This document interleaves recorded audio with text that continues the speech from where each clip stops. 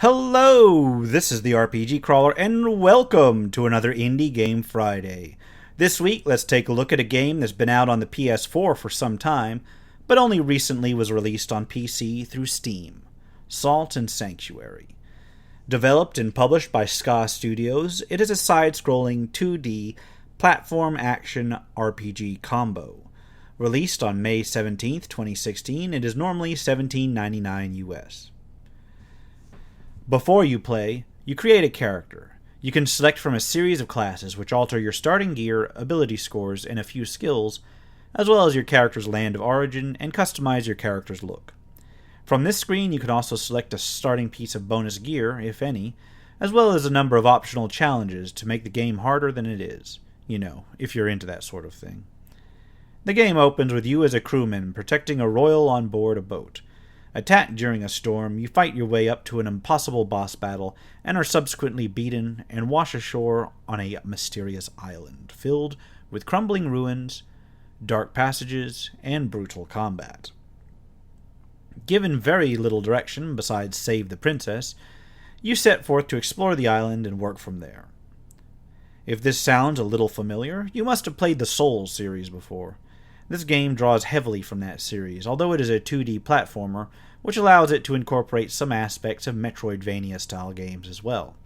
I could legitimately end this review right here and now if you're familiar with either genre, and you'd have a very good idea about whether this game will appeal to you or not.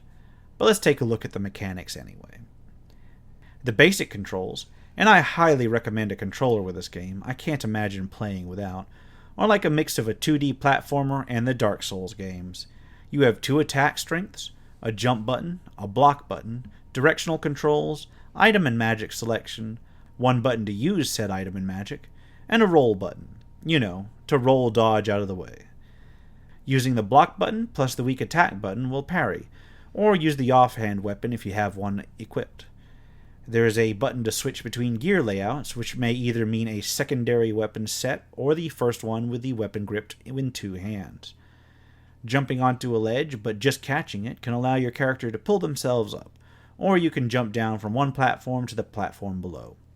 Ropes and chains allow you to climb between various sections, while a use button allows you to talk to various NPCs you will find in this land, interact with various objects, as well as pick up items, either ones already present on the map or ones dropped by enemies.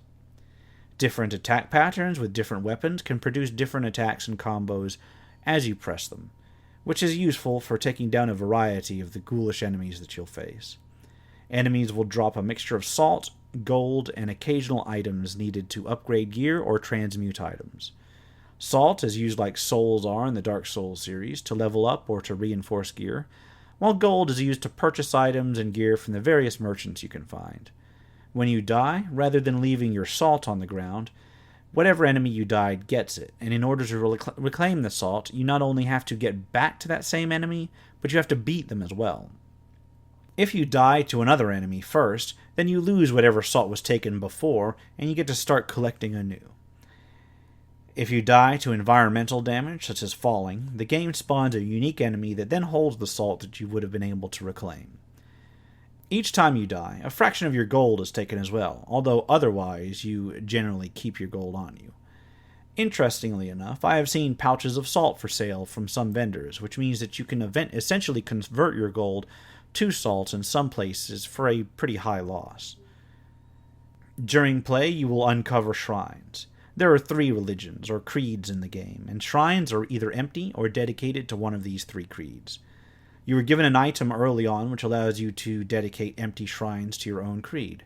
Shrines provide a space to respawn after your death, to level up, and to acquire some gear, although it doesn't look like you'll be able to upgrade or make full use of shrines of a different creed. Upgrading shrines is done by fighting stone totems during play, and offering them at the appropriate shrine. Each totem unlocks a certain type of NPC in that shrine. The stone merchant, for instance, brings a merchant, of course. You can buy and sell items with that particular merchant, while the stone smith will be able to upgrade your weapons and armor, as well as sell you new ones. During the level up process, done at shrines, you are given a black pearl. You can also uncover these during exploration. Black pearls are used at the shrine to unlock nodes along the skill tree, an intricate webwork of skills that allows you to customize your character. Like similar such trees in other games, you must select a node already connected to one you have, so while you could theoretically branch out and make a character with multiple specializations or complementary abilities, you'll have to work your way through the tree node by node, which can take quite a while. Also, one item in the character's inventory, varying by their creed, allows them to regain health in a manner similar to the Estus Flask from the Souls games. It is replenished while interacting with the shrine, and at certain level ups automatically gains an additional charge. Weapons and armor can be augmented, as I have mentioned before, but most weapons and armor also have a set skill level required to use them effectively, and this is obtained using the skill tree mentioned above. Likewise, spells will require a minimum skill level in their particular type of spell, which is also done through the skill tree. It's a simple but pretty well-developed system, one which I actually rather like. Between this, the weapon and armor selection, the upgrades, and various combinations, this game allows a surprising degree of character customization, which is well appreciated. Combat is difficult, requiring precise timing, strategy, and attention to detail, but then this should come as no surprise to Souls fans. I admit to having my butt royally handed to me even on the first non-impossible boss, but once I learned his patterns he became rather easy. I understand that the bosses progress in difficulty from there. The world is very open, which is surprising for a 2D game, and after unlocking the first fortress, branching paths head to several different areas which continue to branch off from there. During play, you'll have the opportunity to open up doorways and shortcuts back to previous areas, which can be a real time saver if you uncover them correctly. Graphically, the game is gorgeous. It uses 2D hand-drawn art throughout and maintains a certain level of spooky, mysterious atmosphere that keeps you on your toes. In some areas, the world is washed out with obscuring mists. In other areas, it is quite dark, and there are items to light your way if you can afford them. The animations are well done, with segmented sprites like you would expect from other games in the Metroidvania genre. Transitions and interface isn't a direct ripoff of the Souls series, but it's clearly heavily inspired by those games. Still, this is not a bad comparison to make.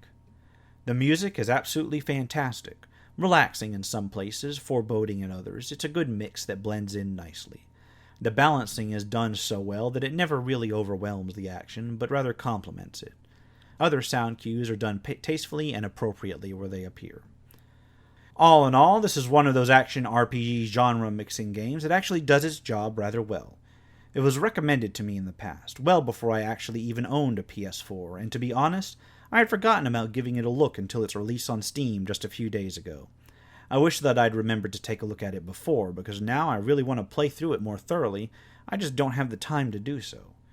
Between the atmosphere, the gameplay, the look and feel, and the deep RPG system involved, I highly recommend this game to anyone who's a Souls fan and has even a passing interest in Metroidvania-style games.